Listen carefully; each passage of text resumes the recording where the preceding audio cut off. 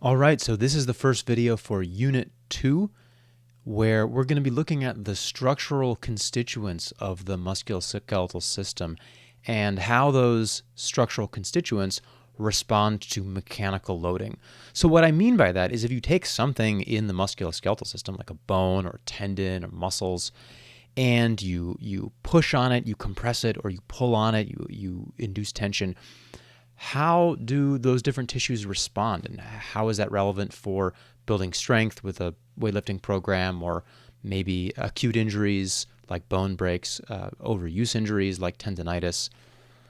So we're taking a little bit of maybe a parallel track to what we did in Unit 1, where we were looking at just the motion without any consideration of where that motion was coming from. In this unit, we're going to be looking at primarily forces and how those forces interact with the body in sort of like a static nature. Then we'll be able to put both of those two pieces together and look at how forces cause motion and how motion affects your body's ability to produce forces after that.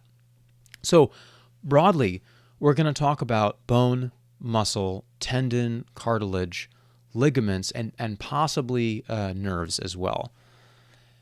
And we're going to view these as structural components. So I'll be presenting some information about how they work at kind of like a cellular level, but our primary focus is going to be thinking about them like the different materials you would use to build a house or build a building.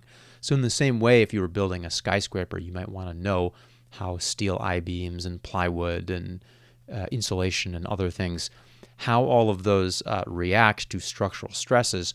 We're going to be thinking about the body in the same way.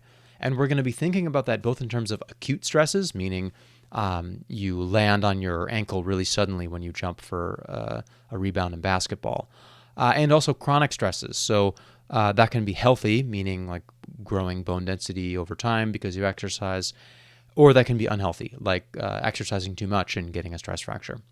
So hopefully you enjoy the content in this unit, and we're going to start with some of the really basic material about how do physical things, how do materials respond when you put a force into them. So I'll talk about that in the next video.